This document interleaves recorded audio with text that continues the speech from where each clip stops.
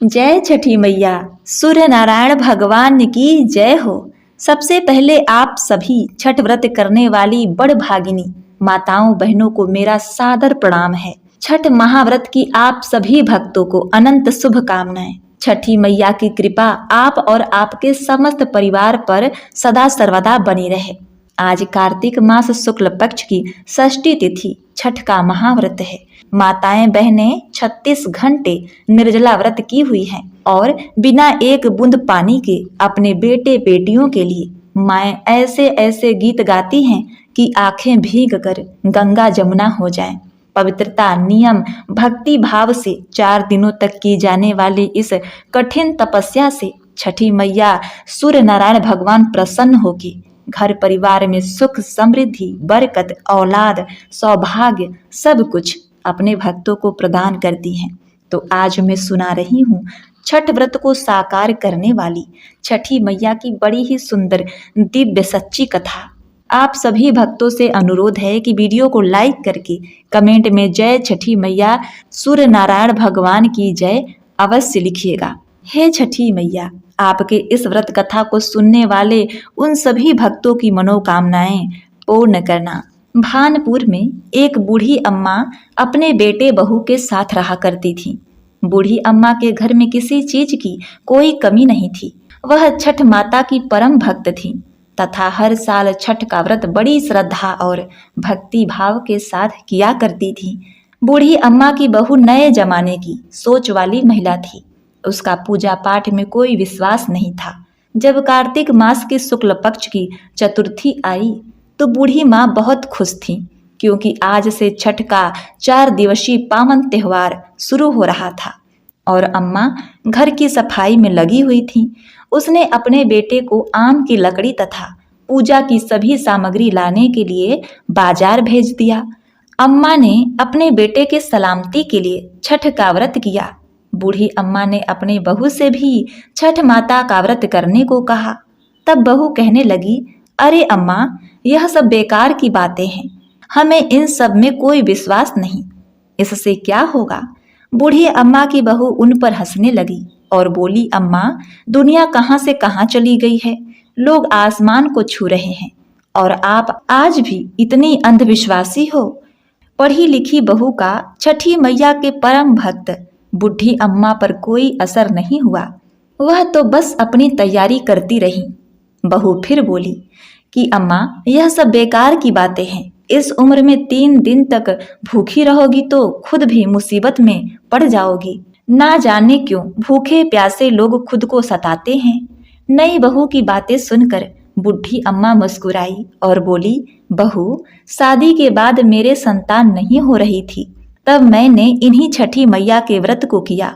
तब छठी मैया ने मेरी पुकार सुनी और यह तेरा पति छठी मैया का ही प्रसाद है। तू भी इस वर्ष छठी मैया का व्रत कर। माता तेरी भी पुकार सुनेंगी, तेरी गोद भी हरी हो जाएगी। प्रिय भक्तगणों, नए युग की नए सोच वाली बहू किसी का कहा सुनने वाली नहीं थी। बोली, मैं पूजा पाठ नहीं करने वाली। सुंदर पति मिला है, जीवन में हर सुख मिला है, आलीशान घर है, दिन रात मस्त रहती हूँ। पूरे गांव में मुझ जैसा धनवान कोई नहीं है। सासू माँ इस दुनिया में कर्म प्रधान है, मुझे कोई दुख नहीं है। तब बूढ़ी अम्मा अपनी बहू को छठ माता की महिमा बताते हुए एक पौराणिक कथा सुनाती हैं। अम्मा बोली, बहू, बहुत समय पहले की बात है। प्रियव्रत नाम के एक प्रसिद्ध राजा थे। उनके पिता का नाम था स्वयंभू मनु। प्रियव्रत बहुत ही सदाचारी और धार्मिक प्रवृत्ति के मनुष्य थे। विवाह के कई वर्षों के बाद भी उन्हें कोई संतान नहीं हुई। तब ऋषि कश्यप ने उन्हें पुत्रेष्टि यज्ञ कराने की सलाह दी। राजा प्रियव्रत ने पूरे विधि विधान के साथ पुत्रेष्टि यज्ञ का अनुष्ठान किया। पुत्रेष्टि यज्ञ के प्रभाव से प्रियव्रत की पत्नी ने स्वर्ण के समान सुंदर एक पुत्र को जन्म दिया, परंतु वह पुत्र मरा हुआ पैदा हुआ था। राजा प्रियव्रत उस मृत बालक को लेकर शमशान में गए और उसे एकांत भूमि में पुत्र को छाती से चिपका कर बिलख बिलख कर रोने लगे। इतने में वहां पर एक दिव्य विमान दिखाई दिया जो शुद्ध स्फटिक मणि के समान चमकने वाला एक विमान अमूल्य रत्नों से बना था। उस विमान पर बैठी हुई मन को मोह लेने वाली एक परम सुंदरी देवी को राजा प्रियव्रत ने देखा। उस देवी को देखकर राजा ने बालक को भूमि पर रख दिया और बड़े आदर के साथ देवी की स्तुति की। वह देवी स्कंद भगवान की प्रिय पत्नी षष्ठी देवी थी। उनका शांत विग्रह ग्रीष्मकालीन सूर्य के समान चमचमा रहा था। उन्हें प्रसन्न देखकर राजा ने पूछा, हे देवी, हे माँ, तुम कौन हो? राजा प्रियव्रत की बात सुनकर देवी ने उनसे कहा, राजन, भगवती मूल प्रकृति के छठे अंश से प्रकट हुई मैं षष्ठी देवी हूँ और इस संसार में छठी नाम से प्रसिद्ध हूँ। इस प्रकार कहकर छठ माता ने उस बालक को उठा लिया और अपने प्रभाव से उसे पुनर्जीवित कर दिया। जब राजा ने देखा तो वह स्वर्ण के समान सुंदर प्रभाव वाला बालक हंस रहा था। अभी राजा प्रियव्रत उस बालक की ओर देख ही रहे थे कि छठ माता उस बालक को लेकर आकाश में जाने लगी। यह देखकर राजा के कंठ, होठ और तालु सूख गए। उन्होंने माता की स्तुति की। तब प्रसन्न हुई माता ने कहा, हे राजन, तुम सूर्य, प्रकृति, जल तथा वायु की पूजा कराओ, स्वयं भी करो। प्रकृति की आराधना से तुम और समस्त संसार वर्ष भर सुखी, स्वस्थ और निरोगी रहेंगे और दीर्घ आयु होंगे। माता के मुख से ऐसा सुनकर तब राजा प्रियव्रत ने सूर्य, उषा, जलवायु तथा छठ माता का व्रत किया और पूजा की, जिससे प्रसन्न होकर छठ माता ने राजा को उनका पुत्र दे दिया। तब से कार्तिक शुक्ल पक्ष की षष्ठी के अवसर पर सूर्य, उषा, प्रकृति, जलवायु तथा षष्ठी माता की पूजा की जाने लगी। तब बूढ़ी अम्मा ने बहू से कहा, बेटी, छठ माता की महिमा तो ऐसी ही है। स्वयं भगवान श्री राम तथा सीता माता ने भी छठ का व्रत करके भगवान सूर्यदेव का आशीर्वाद प्राप्त किया था। महाभारत काल में दानवीर कर्ण और पांडव ने भी छठ का व्रत किया था। यह बात सुनकर वह आधुनिक युग वाली बहू बोली, यह सब मन गढ़ंत कहानियां हैं, मैं इस पर विश्वास नहीं करती।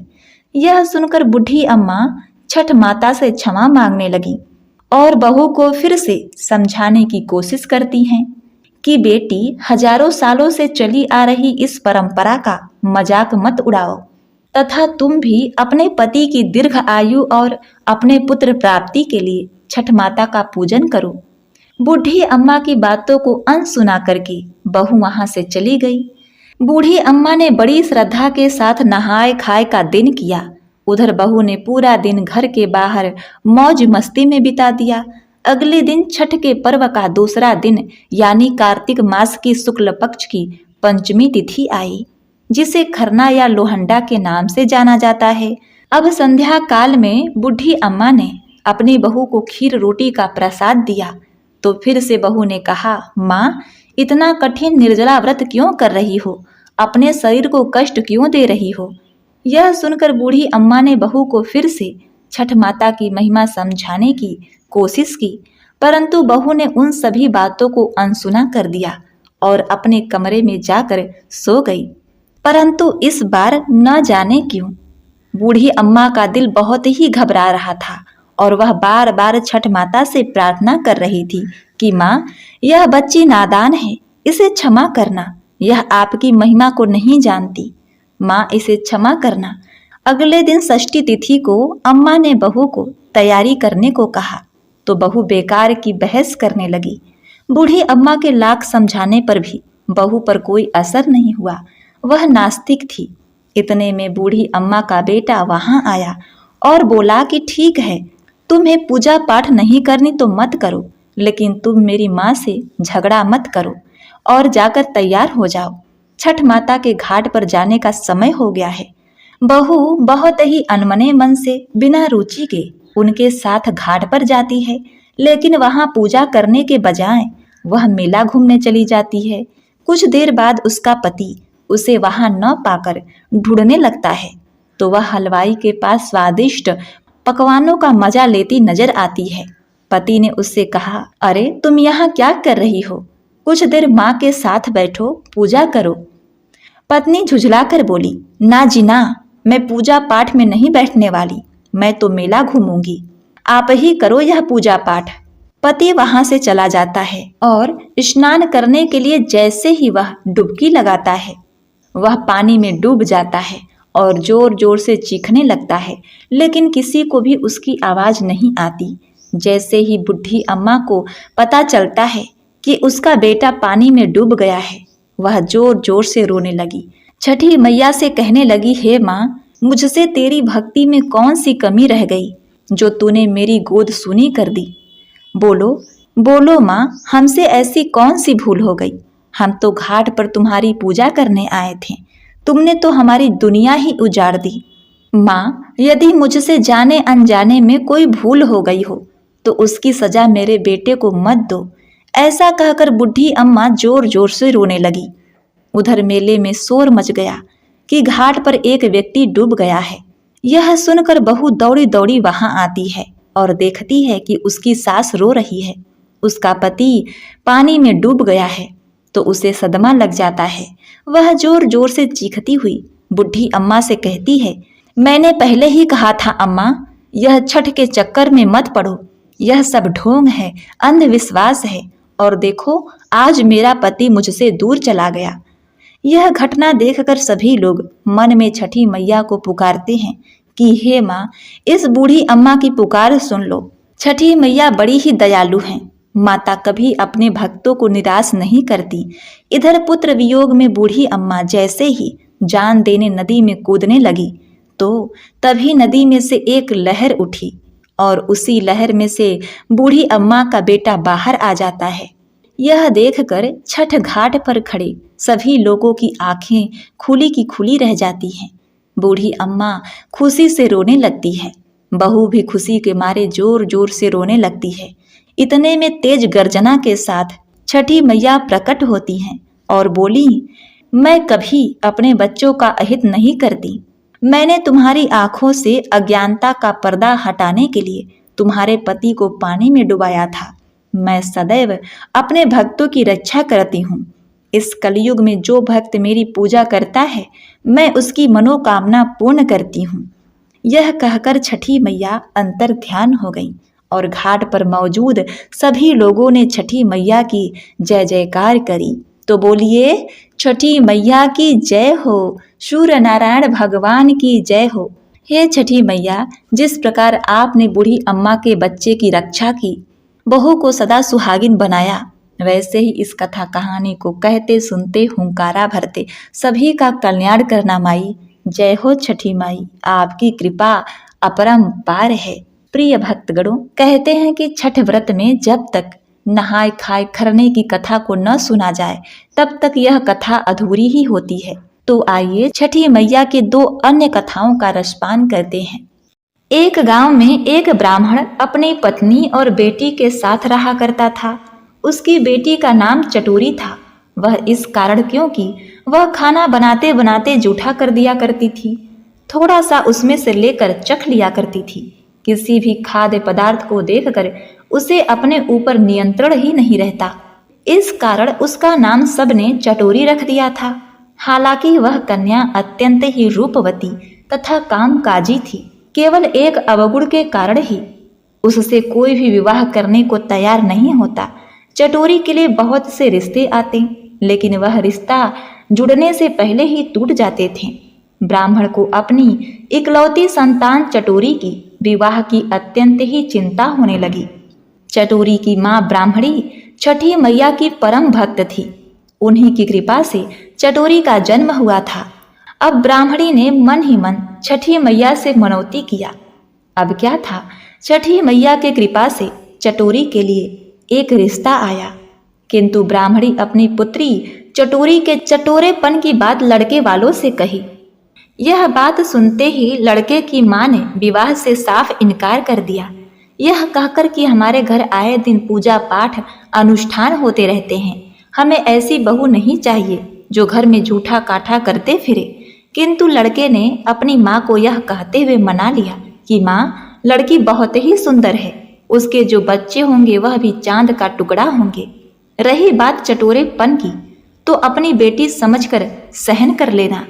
लड़के के निवेदन करने पर वह मां मान गई और बड़े ही धूमधाम से चटोरी का विवाह नवरात्रि के शुभ दिन में संपन्न हो गया। जब छठ का महापर्व आया तो चटोरी बहू के सास को चिंता होने लगी कि कहीं चटोरी के चटोरेपन की वजह से छठी माता के व्रत में कोई परेशानी ना आ जाए।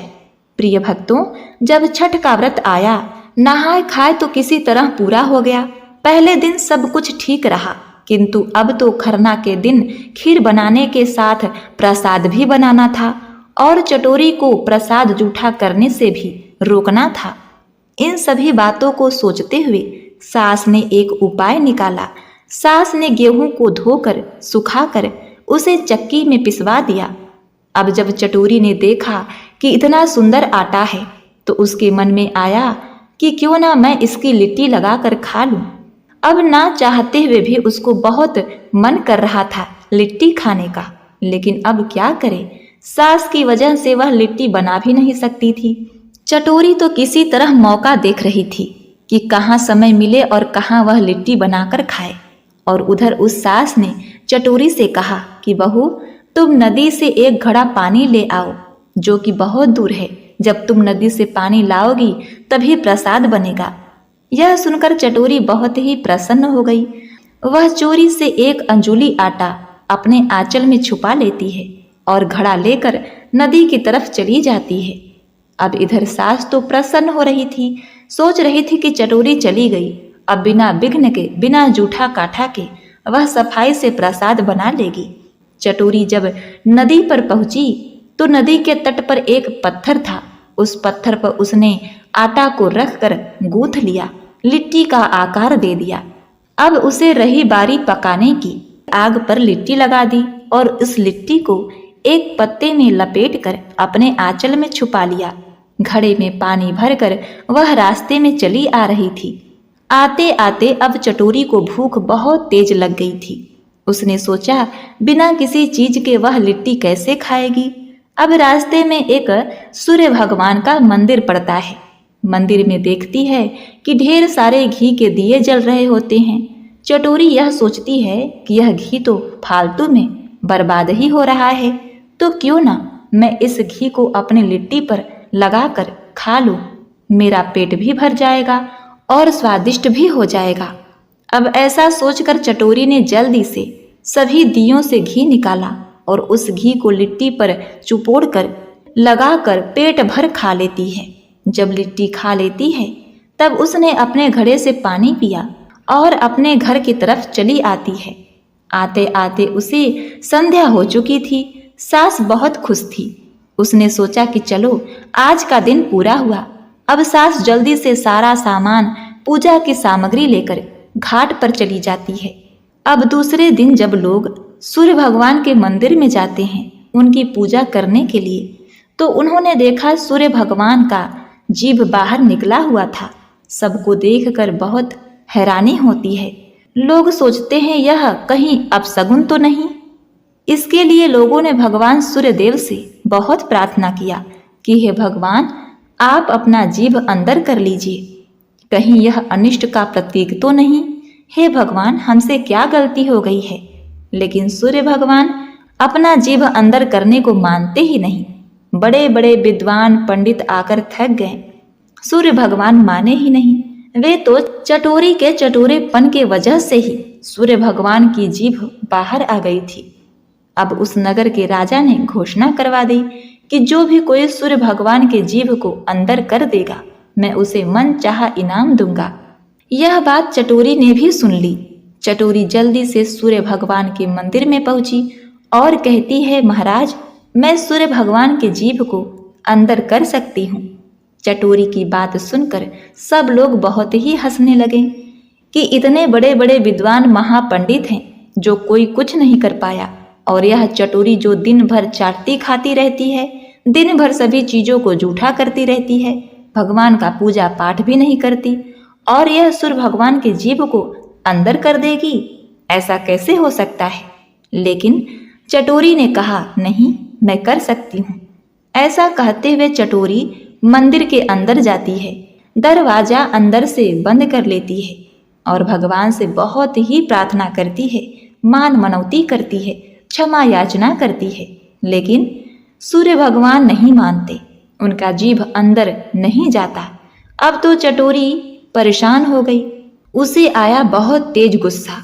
उसने जोर से अपनी मुट्ठी बांधी और खींचते हुए भगवान से कहा, हे भगवान, अगर आपने अपना जीभ अंदर नहीं किया तो मैं आपके जीभ पर एक मुक्का मारूंगी। आपका जीभ कटकर धरती पर गिर जाएगा। फिर तो राजा पूछेंगे तो मैं राजा से कह दूंगी कि मैंने जीभ को अंदर कर दिया और उस कटे हुए जीभ को कहीं फेंक दूंगी। भोली चटोरी की बातों को सुनकर सूर्य भगवान मुस्कुराए और छठी माता भी अपनी उस भोली कन्या को क्षमा कर देती हैं। अब क्या था, सूर्य भगवान डर के मारे अपने जीभ को अंदर कर लेते हैं और जब राजा को पता चलता है कि चटोरी ने भगवान सूर्यदेव का जीभ अंदर कर दिया है, सभी लोग सूर्य भगवान की जय जयकार, छठी मैया की जय हो का नारा लगाने लगे। चटोरी ने राजा से कहा, महाराज, आप कुछ भूल गए हैं। आपने मुझसे वादा किया था कि मैं जो भी मांगूंगी आप देंगे। राजा ने कहा, बिल्कुल, मैंने कहा था। तब चटोरी ने कहा, महाराज, आप मुझे अपना आधा राजपाट दे दीजिए और अपने जैसा एक महल बनवाकर मुझे दीजिए, जहां पर मैं और मेरी सासू माँ कुशल पूर्वक अच्छे से खुशी खुशी रहें। अब राजा भी अपने वचन से फिर नहीं सकता था। राजा ने चटोरी को आधा राजपाट दे दिया। अब चटोरी रानी बन गई थी और उसका पति और सास ससुर खुशी खुशी साथ रहने लगे। प्रिय भक्तों, किसी को भूल कर भी छठ पूजा में जूठा काठा नहीं करना चाहिए, ना ही किसी चीज को अपवित्र करना चाहिए। इसका बड़ा ही भयानक परिणाम होता है। छठी मैया बहुत ही क्रोधित हो जाती हैं और जब प्रसन्न होती है ना, तो अन्न धन का भंडार भर देती हैं, सौभाग्यवती बनाती हैं, पुत्रवती बनाती हैं। पूरा घर सुख संपन्नता से भर जाता है। प्रिय भक्तगणों, अब आइए सुनते हैं छठ व्रत की दूसरी कथा। एक गांव में एक देवरानी और एक जेठानी रहा करती थी। दोनों का बंटवारा हो चुका था। दोनों अलग अलग रहा करती थीं, अलग अलग चूल्हे पर खाना बनाती थीं, अलग अलग रहती थीं, कोई भी काम अलग अलग करती थीं। दोनों देवरानी जेठानी को कोई संतान नहीं थी। देवरानी बड़े ही अच्छे स्वभाव वाली और सीधी साधी महिला थी और जेठानी थोड़ी सी क्रूर और गुस्से वाली थी। लेकिन फिर भी वे एक दूसरे से सदा प्रेम से बातचीत करके जीवन यापन कर रही थी। धीरे धीरे समय बीतता गया। इस प्रकार करते करते 9 वर्ष हो गए, फिर भी दोनों को संतान सुख नहीं प्राप्त हुआ। एक दिन की बात है, देवरानी जेठानी अपने घर के बाहर बैठी हुई थी तो आस पड़ोस की महिलाएं वहां बैठकर आपस में बात कर रही थी कि कार्तिक मास आ गया है, हमें नियम धर्म से भोजन करना चाहिए, नियम धर्म से भोजन बनाना चाहिए, तुलसी माता की सेवा करनी चाहिए और छठ व्रत वाले दिन बड़े ही नियम धर्म से साफ सफाई से उसका पालन करना है। उन सब की बातें सुनकर देवरानी जेठानी उन सब से पूछने लगी कि इस व्रत को करने से क्या फल मिलता है, इससे क्या होता है। तब पड़ोसन बोली, सूर्य षष्ठी व्रत है ये, कार्तिक के शुक्ल पक्ष का प्रधान व्रत है ये। छठ व्रत करे जो पूर्ण हो उनके मनोरथ, कोढ़ी को मिले काया, लंगड़े को मिले रथ, बाझिन को मिलता है बेटा, निर्धन को मिले धन, अंधे को आँख मिलती, सूखे को मिलता सावन। इस प्रकार कहते हुए पड़ोसिन ने छठ के महापर्व की सभी विधि विधान उन दोनों को बतलाया। यह सुनकर देवरानी जेठानी बड़ी ही प्रसन्न होती हैं और कहने लगी, बहन, हम भी छठ करेंगे और अपने को पुत्र मांगेंगे और सच्चे मन से पूरे निष्ठा लगन से इस व्रत को करेंगे। दोनों अपने अपने घर आईं। कुछ दिनों बाद कार्तिक मास शुक्ल पक्ष की चतुर्थी तिथि आई। उन दोनों ने चतुर्थी के दिन नियम धर्म से भोजन बनाया। लौकी का सब्जी, चने का दाल बनाया, चावल घी में भोजन बनाया और भोजन बनाकर दोनों बड़े प्रेम से भोजन की।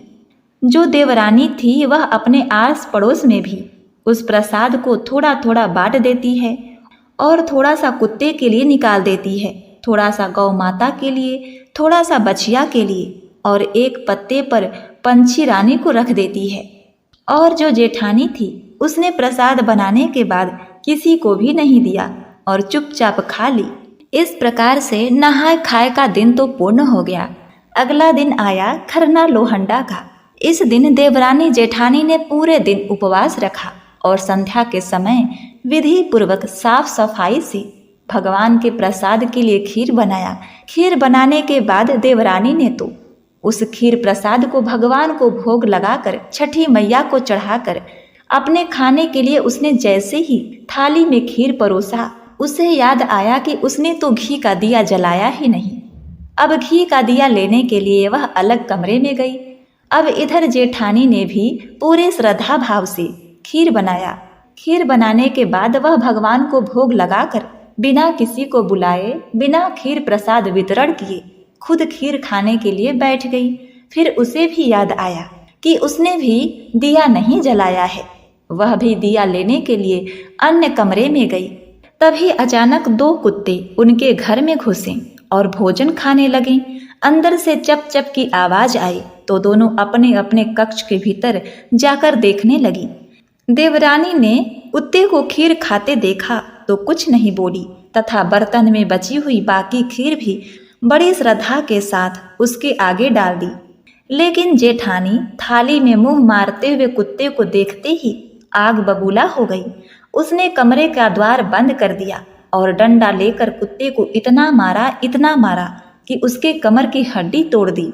उसकी आंख फूट गई, उसका पैर टूट गया। कुत्ता अधमरा हो गया। जैसे तैसे चिल्लाते चीखते हुए वह जान बचाकर वहां से भागा।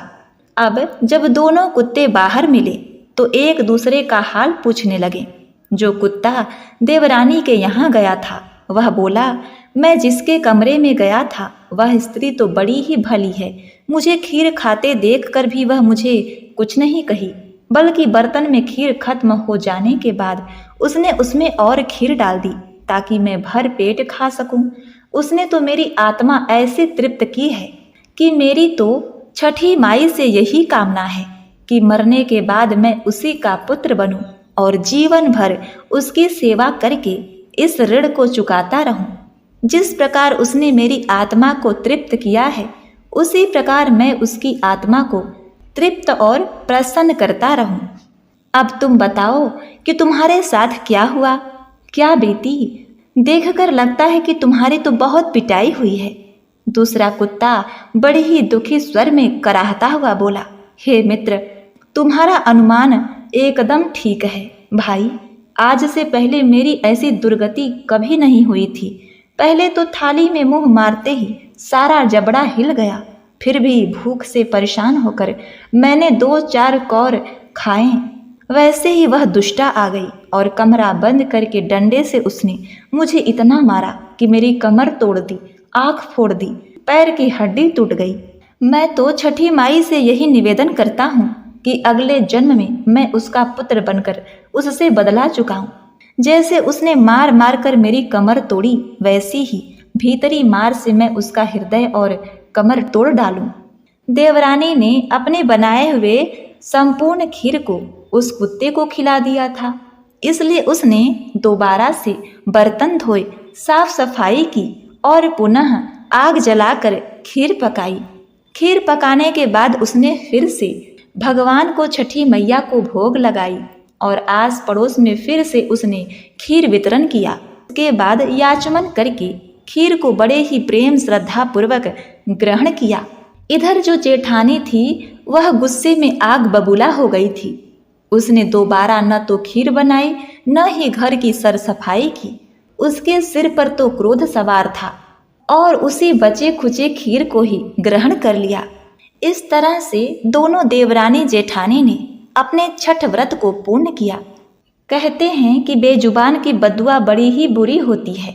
इसे दैव योग ही कहा जाएगा कि दूसरा कुत्ता जो मार खाया हुआ था वह शीघ्र ही जेठानी के द्वार पर ही मर गया।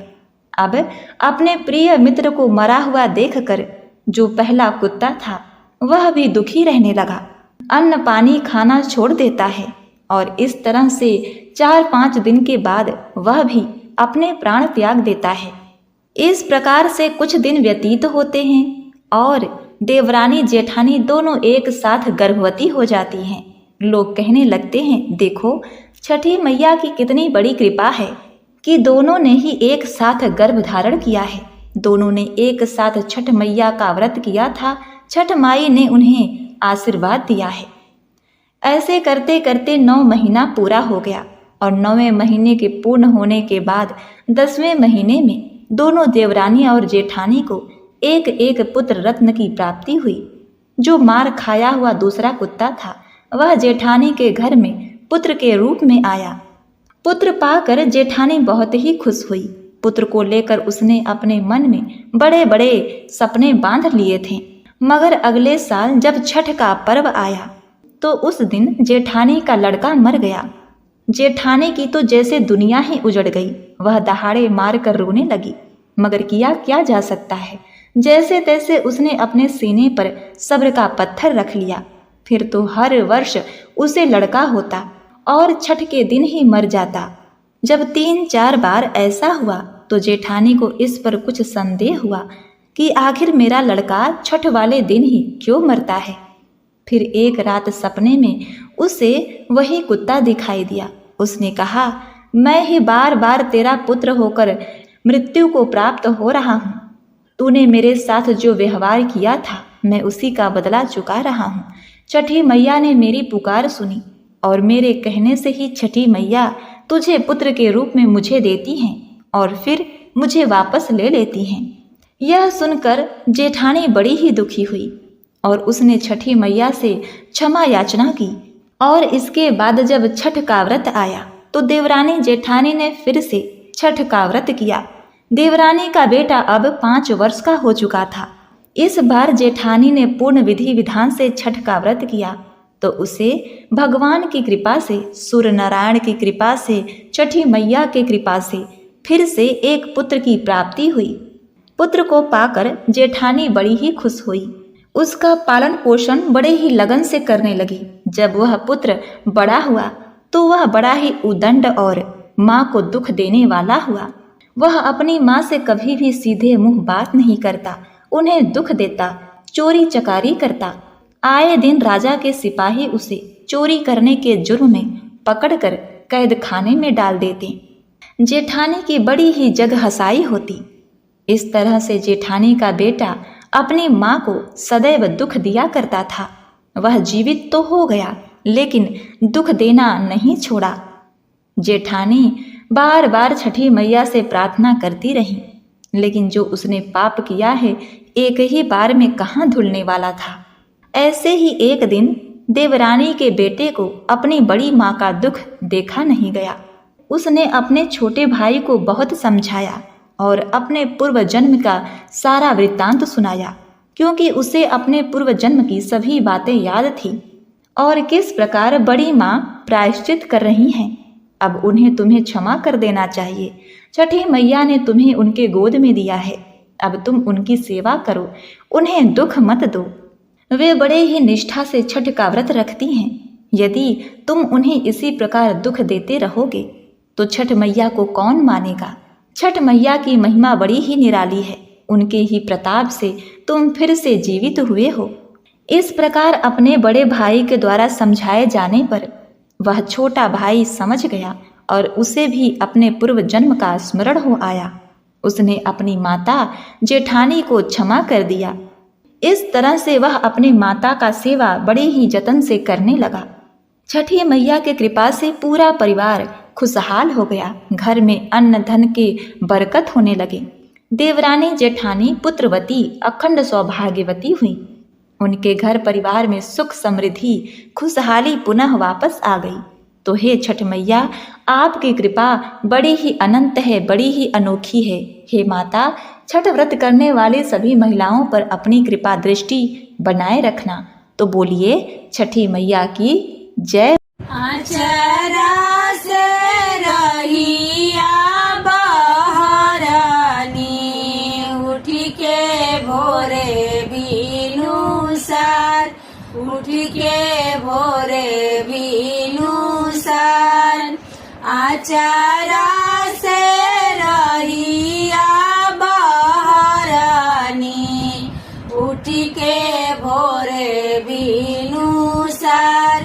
उठी के भोरे भीनु सार फुलावा से रहिया सजवानी उठी के भोरे भीनु सार उठी के भोरे भीनु सार फुलावा से रहिया सजवानी उठी के भोरे भीनु सार उठी के भोरे भीनु सार एही आई है छठ मैया होई के डोलिया सवार होई के डोलिया सवार एही राहे आई है छठी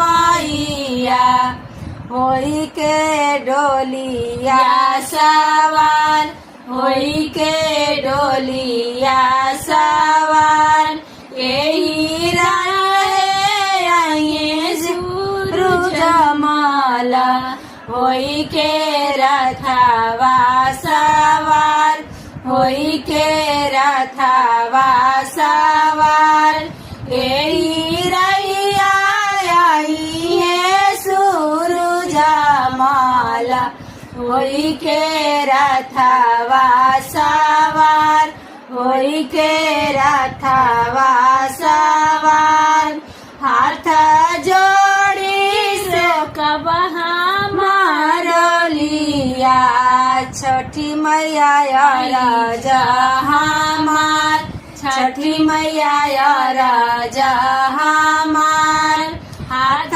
जोड़ी रोकब हम डोलिया छठी मैया राजा हमार छठी मैया हाथ जोड़ी रोकब हम डोलिया सूरज बाबा राजा हमार सूरज बाबा राजा हमार हाथ जोड़ी रोकब हम डोलवा सूरज बाबा राजा हमार सूरज बाबा राजा हमार कवना गुना हम कईनी गोदिया कहू ना लाल गोदिया कहू ना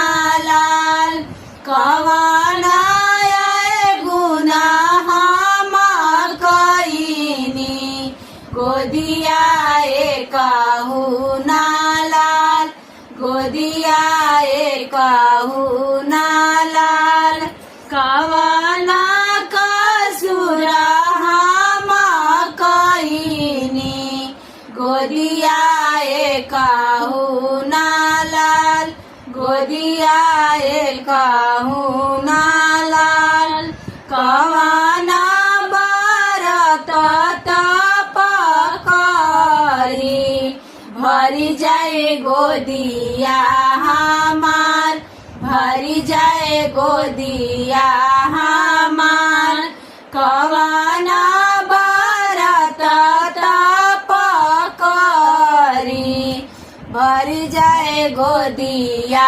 हमार भरी जाए गोदिया हमार हंसता बालकावा रोवालू तिवाई आवा गुड़ तोहार तिवाई आवा गुड़ तोहार हंसता बालकावा रोवालू तिवाई आवा गुड़ तोहार तिवाई आवा गुड़ तोहार एतना गुड़ा तू कइलू भरना गोदिया तोहार भरना गोदिया तोहार एतना गुड़ा तू कइलू भरना गोदिया तोहार, भरना गोदिया तोहार। अब की क्षमा छठी मैया, गए दी गोदिया में लाल, दे दी गोदिया में लाल। अब की क्षमा छठी मैया, दे दी गोदिया में लाल, दे दी गोदिया में लाल। अब की क्षमा सूरज बाबा, दे दी गोदिया में लाल, दे दी गोदिया में लाल। अब की क्षमा सूरज बाबा, दे दी गोदिया में लाल, दे दी गोदिया में लाल।